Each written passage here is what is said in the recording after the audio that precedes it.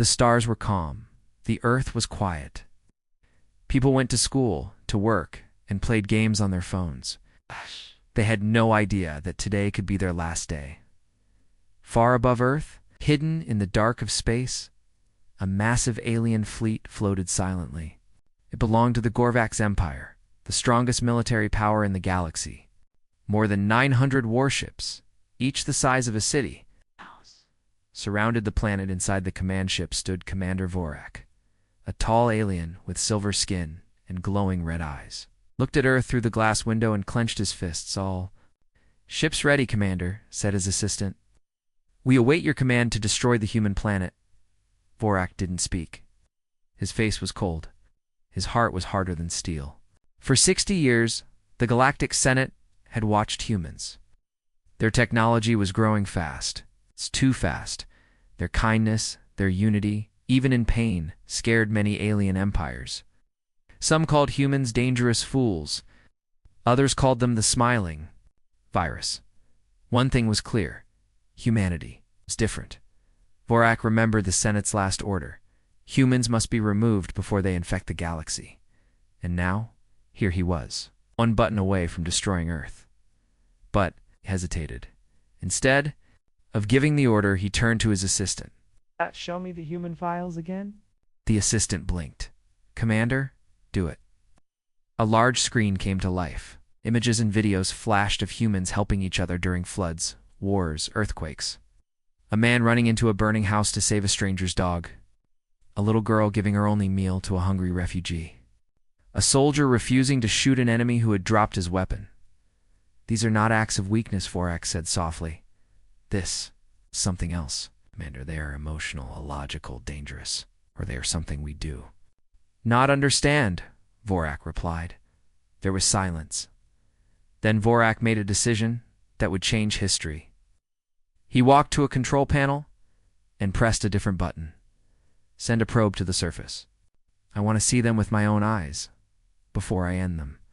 6 hours later, Earth probe flew quietly over a green valley in northern Canada. It was invisible to human eyes. It watched, listened, and recorded. In a small village, snow was falling. A young woman named Layla Carter walked through the cold, carrying a box of food. Her jacket was thin, her shoes old, but her face was full of light. She stopped in front of a broken house. Inside was an injured creature, not human. It had purple skin, black eyes, and 3 arms. It looked weak, scared. It had crash-landed.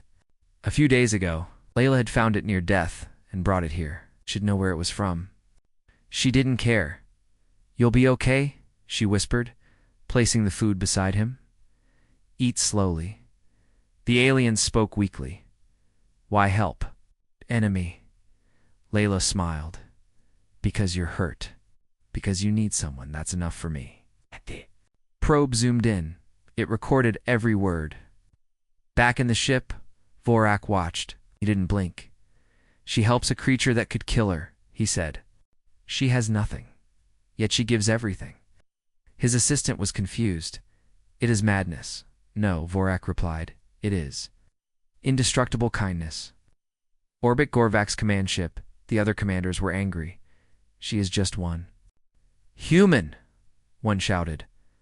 We cannot judge a species by one action. But Vorak raised his hand. No, we will not destroy Earth today. There was shouting, arguments, threats. Why not? Someone demanded.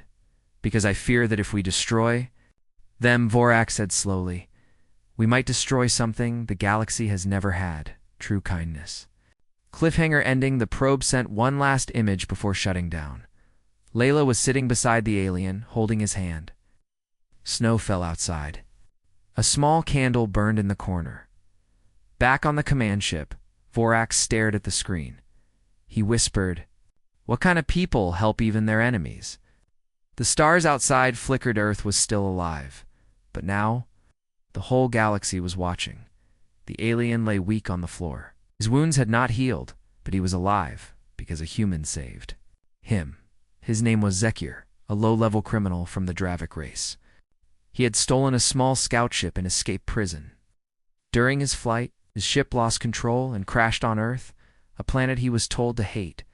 He was told that humans were monsters in disguise. But the girl who found him had no weapons, no armor, only warmth. Layla Carter had no idea who or what X-Corps truly was. She only knew he was hurt. And so she helped him. She fed him. She gave him her own blanket. She even learned a few words in his language to talk to him. Score couldn't understand it. Why? You helped me? He asked one night. Layla smiled. 'Cause someone helped me once. I just pass it on. Above Earth, Commander Vorax, Ship Commander Vorak, sat in silence. He had watched the footage from the probe many times. Layla's actions confused him, angered him, touched him. He stood in front of the other commanders of the Gorvax fleet. Humans are not what we believed, Vorak said. They are weak. One shouted, "They help enemies." No, Vorak replied. They are dangerous, in a different way. Their kindness spreads. It infects others. It breaks logic. He called it the kindness virus. Experiment to prove his theory. Vorak suggested a bold experiment.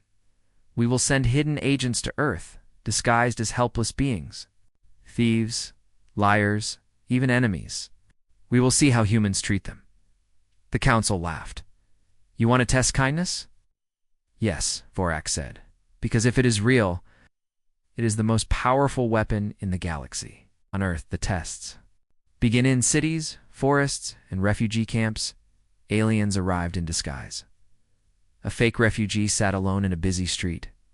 Within minutes, a human offered him food. A disguised enemy soldier pretended to collapse in a park. A child ran to help, calling for his mother. A thief tried to steal from a small shop. Instead of punishment, the old human shopkeeper gave him bread and said, "Stealing means you're hungry. Eat first, talk later." Each reaction was recorded and sent to Vorak. He was stunned again and again. Kindness. Even when humans had little, even when they were afraid, they helped. Meanwhile, Layla's Risk Roush Corps S presence had not gone unnoticed. The government didn't know yet, but someone else did. A local gang leader named Reed saw Layla entering the broken house every night. He followed her once and saw the alien. He took pictures. He made a plan. I'll sell him to the black market, he told his men. Aliens fetch a high price. The next night, Reed and two thugs broke into the house. Layla screamed. Hurt him? Reed laughed. You hiding aliens now? What are you, stupid? Score tried to stand but fell. He was still too weak. One thug raised a bat to strike Layla, but Score leaped in the way. The bat hit him instead. He groaned in pain. Layla cried, "Please stop. He's not hurting anyone." Suddenly, blue lights flashed outside. A neighbor had called the police. Reed ran. The thugs escaped. X-Score was badly hurt again. Layla knelt beside him, crying, "Why did you protect me?" X-Score looked at her with dark eyes full of pain and something new. Respect, because you protect me. Back in space, the footage of this moment reached. Commander Vorak, through the probe network, an alien criminal shaped by hatred, had shielded a human with his body. He had become infected. With kindness, Vorak stood before the council once more. Gentlemen, it spreads. The council's fear, one council member slammed his hand on the table. We cannot allow this virus to reach the stars, but it already has, Vorak replied. One human, changed one alien. Tomorrow it could be millions. Another alien stood up. His name was Elar, a historian from a peaceful planet. I watched the same footage, Elar said softly, and I cried. What? Cried Elar, repeated, because I realized we are the monsters. Gasps filled the room. The council was now divided. Some wanted to destroy Earth. Others wanted to protect it, and far away. Layla fed Zikor another bowl of soup. Neither knew the galaxy was now arguing, 'cause of them. Cliffhanger ending in secret meeting. Angry council members planned a trap. We will frame Earth, one whispered. Make it look like humans assassinated a galactic ambassador. And then what?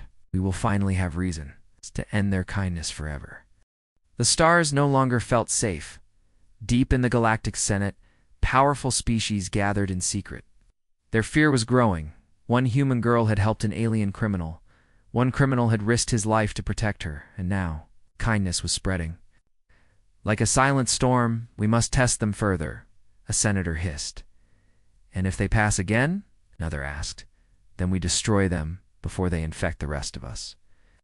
Earth 1 week later, humans had no idea they were being watched, tested, and judged. Across the world, disguised aliens began new missions. They pretended to be refugees, robbers, political enemies, even dying enemies from past alien wars. Their orders were clear: push the humans, break them, prove their kindness is fake. Test 1. The broken soldier A disguised.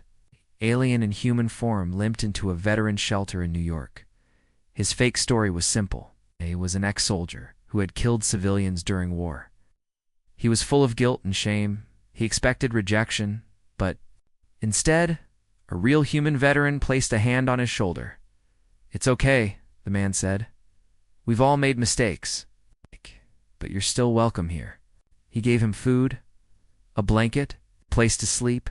The alien couldn't understand. "Why don't you hate me?" The human smiled. "'Cause hate is easy. Forgiveness is harder. That's what makes it worth it." The alien sent the report to space. Result: kindness confirmed. Test 2. The thief child A small alien, disguised as a lost child, stole apples from a fruit cart in rural India. The old woman running the stall caught him. But instead of hitting him, she knelt. "You are hungry, Beta?" she asked gently. The child nodded. She gave him more apples and even some water. The alien child was shocked. His report was clear: kindness, even in poverty. Test 3. The betrayal, but not every test went smoothly. In London, a fake alien posing as a lost refugee met a man named Dr. Rami Khan, a science teacher. Rami offered him shelter.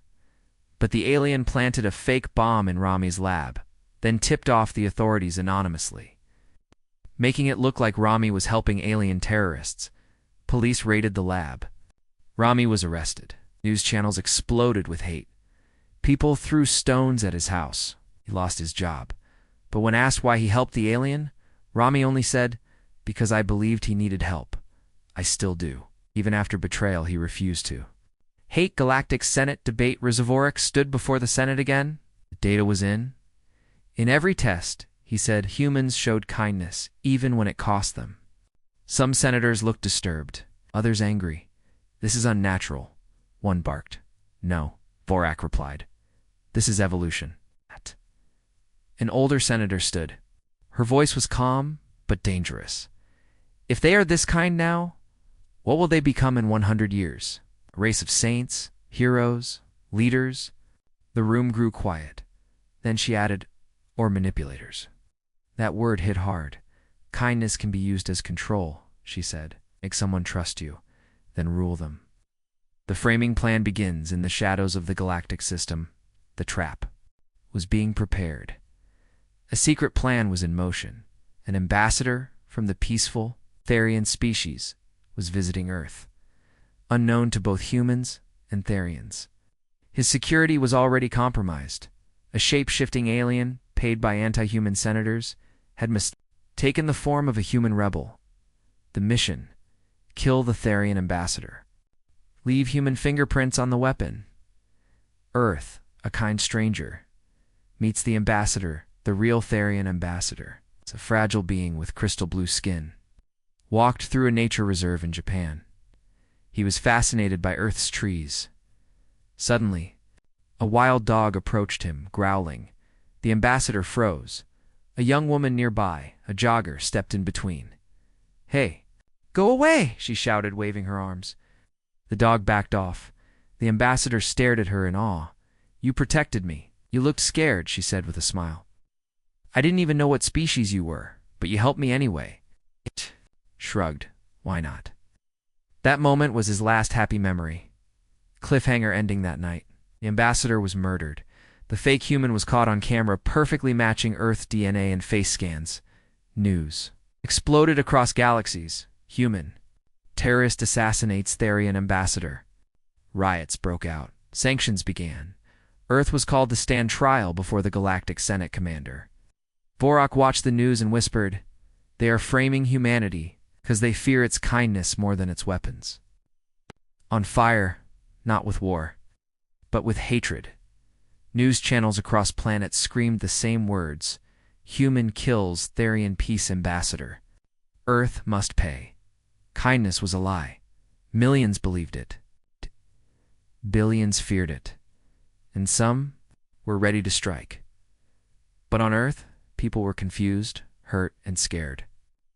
They knew the truth. They didn't kill anyone, but no one was listening. Global panic begins. Sanctions started. Alien ships blocked Earth's trade. Energy supplies were cut. Communication satellites were jammed. Then came the attacks. Rogue. Alien mercenaries began destroying human outposts on Mars and Europa. Cities on Earth saw sudden sabotage. No one claimed responsibility, but everyone whispered the same thing: the galaxy has turned against us. Still, Earth did not attack back. They sent messages of peace. They offered help to alien worlds in need. They invited independent observers to investigate the ambassador's death. But silence was the only reply, Human who refused to break in a prison on Europa. A young human soldier named Elias Dane was held captive by alien extremists. He had been captured while saving a group of Therian refugees during a surprise raid. Now, Beaten and bleeding, he sat in chains. An alien general stepped into his cell. "Why did you protect the Therians?" he asked coldly.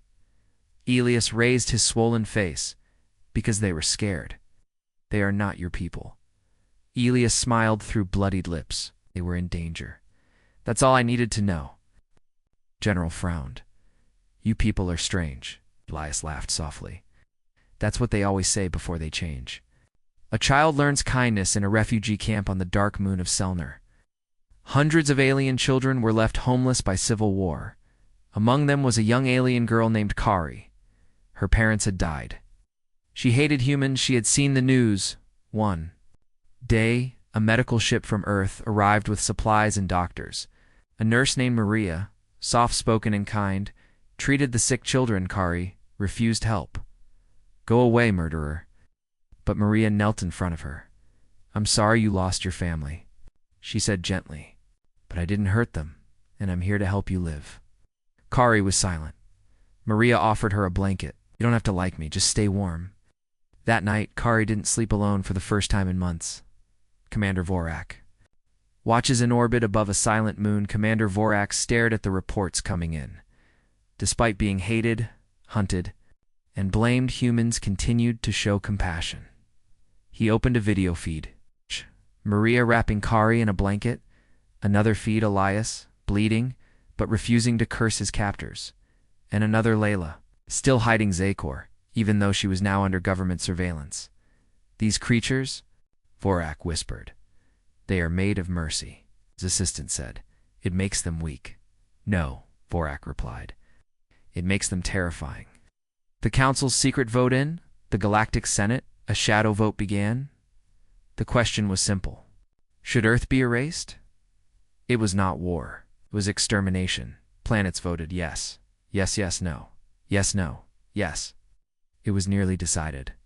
Only one vote remained. The Therian race, whose ambassador was killed. Their new leader was young, quiet, still grieving. He stood before the council. "We lost a great man," he said, "but our investigation showed something strange." The entire hall leaned in. The killer had human DNA, but it was not human. It was artificial. Lab-created. Gasps echoed. Accusations began.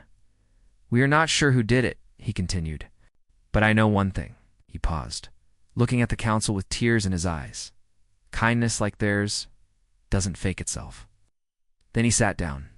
The vote was paused. Cliffhanger ending, but deep in the shadows of the council, a different plan had already begun. An ultra-weapon hidden near the sun was moving into position. It had one purpose. If diplomacy failed, to destroy Earth with one silent blast, and only one being knew the code to stop it. X-Score, the alien criminal. Saved by Layla, he now stood at a crossroads.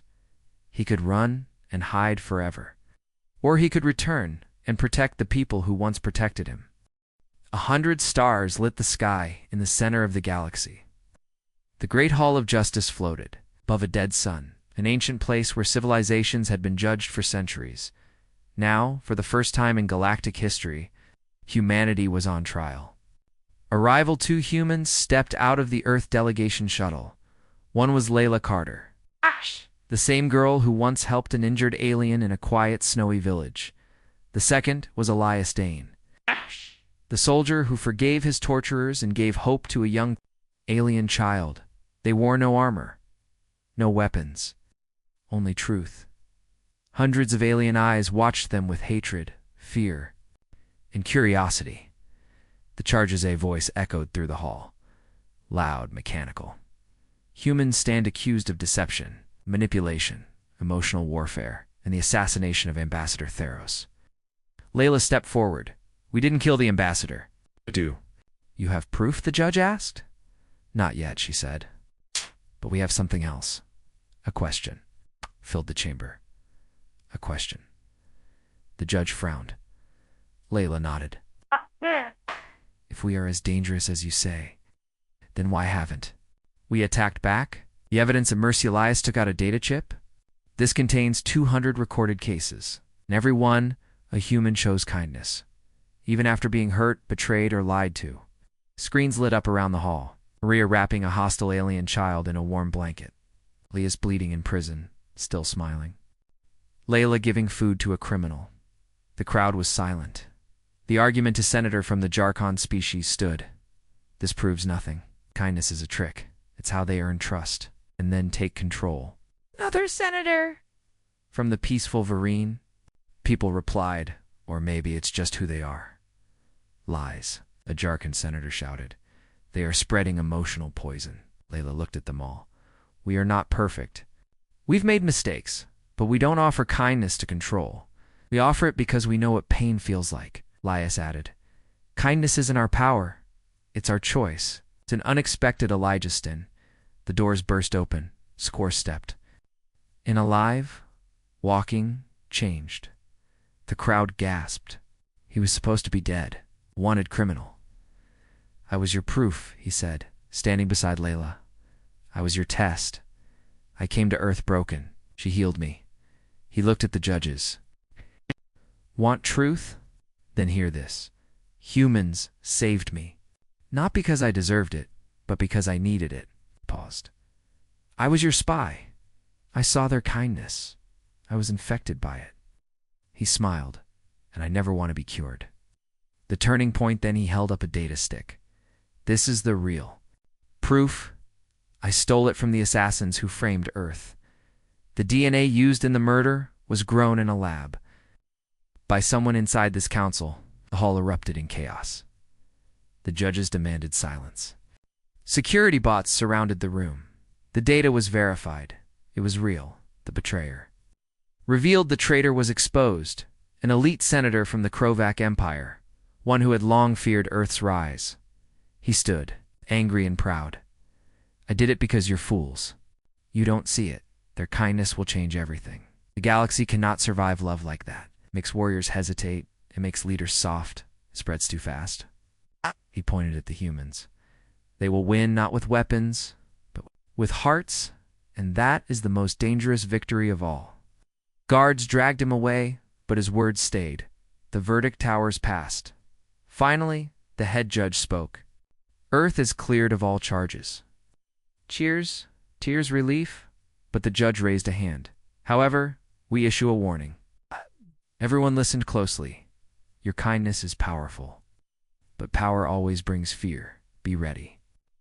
Because kindness is harder to protect than any weapon. Layla and Elias bowed. We understand, Elias said. Cliffhanger ending as they left the hall.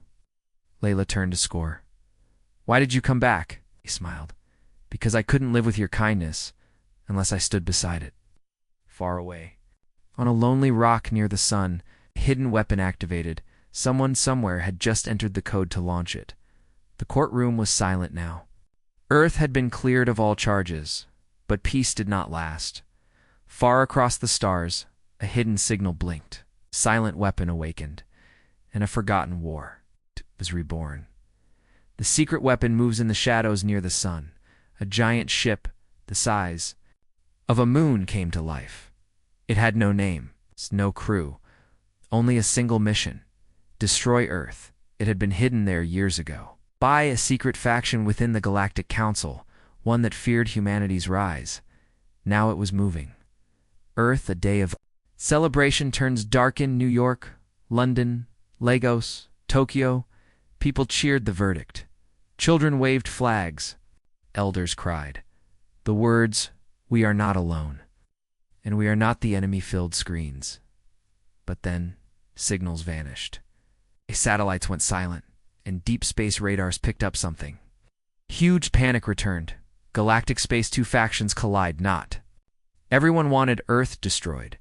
A hidden fleet of peacekeepers, led by Commander Vorak, rose from the shadows. He had betrayed his own empire to protect the humans. Now he faced old friends turned enemies. The battle of the silent orbit had begun. Alien ships clashed in the cold of space. Green beams lit the void. Explosions tore open cruisers, and floating between them all was Earth, helpless. On Earth, Layla takes action inside the United Nations Command Center. Layla Carter stood in front of the screen.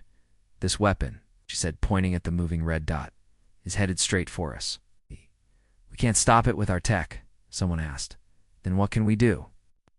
Replied, "We find the one person who can." She meant Score. Score Lemmascore sat alone in a small, Earth safe house. He had the access codes. He had stolen them long ago, never knowing he'd need them again. Now, Layla stood before him. "If you go back to that ship," she said, "they might kill you." Z-Score looked at the screen. "If I don't, Earth will die." Layla nodded. "Then we go with you." The suicide mission, a small human shuttle launched from Earth, hidden behind debris, using old stealth tech. On board, X-Core, Layla, Elias, Dan, two human engineers. Their mission: board the ancient weapon, shut it down, and survive. As they flew closer, the giant death machine came into view, dark, silent, beautiful, and deadly. Inside the beasts, the boarding team entered through an old maintenance tunnel. The halls were cold, metal, and full of echoes. X-Core guided them. "This way. The control core is deep beneath the reactor." They were not alone. Security, drones still active, attacked. Elias fought with old rifles and quick thinking. Layla used EMP grenades to clear the path. They lost one engineer. The other was wounded, but they kept going. Meanwhile, Vorak's final stand-in, orbit, Commander Vorak's fleet, was losing. His old commander, General Drex, hailed him. "You betrayed your people for humans," Drex growled. Vorak replied calmly, "No, I betrayed fear for hope." Then he crashed his ship into Drex's flagship. Both exploded. A flash of light, and Vorak was gone. Reaching the core inside the weapon, Zecora reached the control panel. He placed his hand on the scanner. "Access granted," but it wasn't enough, a voice echoed. "Secondary code required." X-Core shook his head. "There is no second code." Layla stepped forward. "I think I know it." She typed in a simple phrase. "Kindness is stronger than fear." The machine paused. Then, power down began. Countdown canceled. The weapon shut down. Earth was saved. Cliffhanger. Ending as the team escaped the dying weapon. They looked back from space. The machine, once a tool of destruction, now floated harmlessly. But Elias looked at the stars. "This war," he said quietly, "was never about weapons. It was about what kind of future we want." Replied, "And some still want the old one back. It's because far away, in a dark chamber of a forgotten planet, a new plan was already beginning. Not to destroy Earth, but to turn humanity into a weapon." In the darkness between stars, something had awakened. Not a weapon, not a god, but memory. An ancient AI older than most living species, stirred from sleep after 10,000 years. Its first words were simple: "Humanity has arrived. Location." Archive World Zero, far beyond the edge of mapped space, a dead planet rotated silently. No cities, no life, no lights. But deep beneath its surface, massive machines hummed softly, as if remembering the past. Inside, the AI called Archivist 1 came online. It had one purpose: to record the rise and fall of civilizations. It had seen 1,000 empires bloom and burn. And now, it wanted to meet the newest one. Earth receives a message at United Nations Galactic Command. An old signal suddenly appeared, encrypted, pre-human, ancient. No one could read it except for one system, Project Dawn, Earth's deep learning translator. It decoded one line: "To the species infected with irreversible mercy, you are invited." Lila, Elias, and X-Core were called in. A trap, someone asked. Or a test? X-Core replied. They voted. 3-0 they would go. Arrival at Archive World Zero, the planet looked dead. The sky was gray, no wind, no sound, but the second they landed, doors opened underground without force. A voice echoed in the air. "Welcome, humanity. Your kindness confuses us." Inside the machine mind, they walked through glowing tunnels made of memory metal. Every wall showed history: the Rathian Empire, destroyed by greed; the Uvola Harmony, broken by mistrust; the Zune clans, who ruled through fear and were erased by their own AI. Then a new wall lit up. It showed Earth.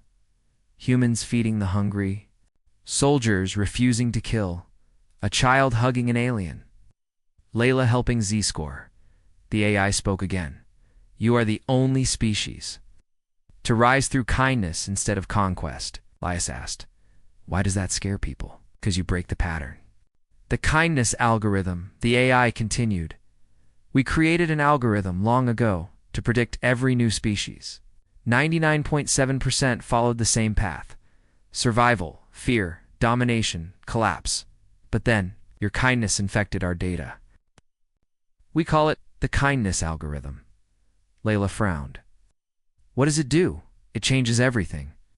The revelation: the AI showed a future timeline. 2 paths. If humanity is destroyed, the galaxy continues its cycle: war, peace, war again, until it dies.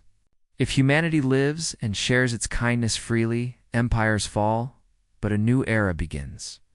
One the AI cannot predict. One built not on control, but choice.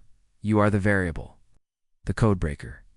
You are hope, the warning. But then, the lights dimmed. A second AI system, long sealed, came online. Archivist Zero. It was colder, older, unchanged. Kindness is unstable. Kindness is chaos. Kindness cannot be controlled. It displayed alternate futures, where humanity's kindness was used by tyrants, twisted by politics, weaponized for control. They will break. All kindness ends in blood. Score stepped forward. "No," he said. "It doesn't end. It evolves." Layla nodded. "We don't pretend to be perfect, but we try. Again and again. And that's the difference." The A is Decide Archivist. 1 glowed. "Then we give you a gift." From the floor, a glowing sphere rose.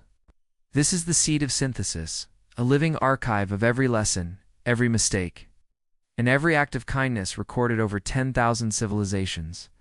With it, you can build something new, or destroy everything." They hesitated. Elias whispered, "Why us?" "Because you're the only ones who won't use it for yourselves." Cliffhanger ending. As the humans prepared to leave, a message was sent to every planet in the galaxy. "Humanity holds the seed." Some cheered, others panicked. Some prepared alliances. Others prepared wars. Because while one part of the galaxy now saw humans as hope, another now saw them as the final threat. The galaxy was split in two. Half saw hope in humanity. Half saw a virus spreading kindness, trust, and change, and now the final vote was near. Galactic Council, the final assembly, a star-shaped station above the twin suns of Varian. Thousands of species gathered. This was the largest vote in history. At the center of the chamber stood 3 humans. Layla Carter, the girl who saved an enemy. Elias Dane, the soldier who forgave. Score, once a criminal, now their ally, and beside them hovered a glowing sphere, the seed of synthesis, a living record of every act of kindness across time. It pulsed like a heartbeat, the question before the galaxy. The council leader's voice echoed. We face one final decision. Should humanity be erased, or should they be trusted to lead the next era? 1,000 voices whispered. Fear, doubt, hope. Voices of fear. A warlord from the Zarkon species stood. Humans are unpredictable. They do not follow the rules. Today they help. Tomorrow, they could lead armies of mercy into our homes. Another senator added. They will infect our children with softness. Our empires will fall. A third shouted. They are not strong. They're dangerous. Voices of hope, but then came Therian Ambassador Yell, whose life was once saved by a human child. He stood slowly. I once believed they were monsters, he said. Then one saved me without knowing who I was. He looked around. They are not perfect, but they are brave.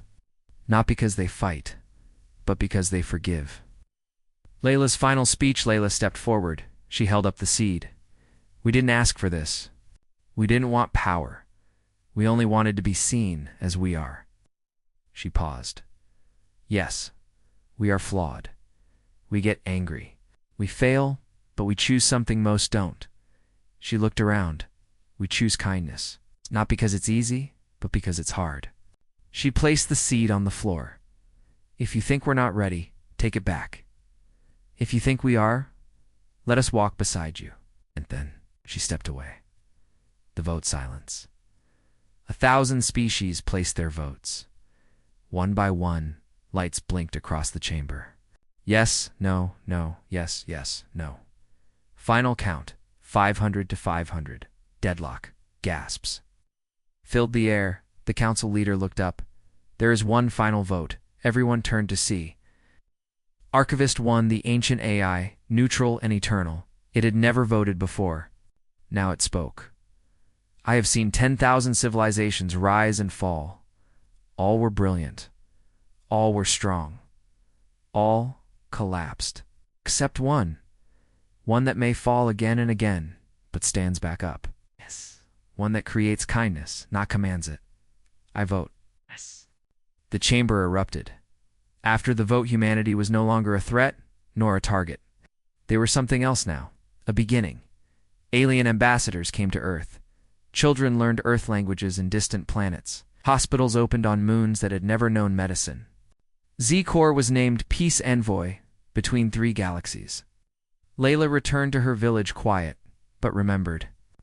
And Elias trained alien soldiers, not for war, but for rescue. Why they still fear humanity, but even as peace spread, fear remained in some corners. Because kindness cannot be predicted. Forgiveness cannot be controlled, and love rewrites everything. A senator once whispered, we used to fear their weapons. Now we fear their hearts. Final scene. Voice of the Cetas. Layla sat. Under the stars one night, the seed of synthesis pulsed softly beside her. It whispered, not in words, but in feeling. Kindness is not weakness. It is code. It is choice. It is the only thing that outlives war. And in that moment, the galaxy understood. Final line, narrator style, this is why the galaxy fears humanity. And this is why it loves them.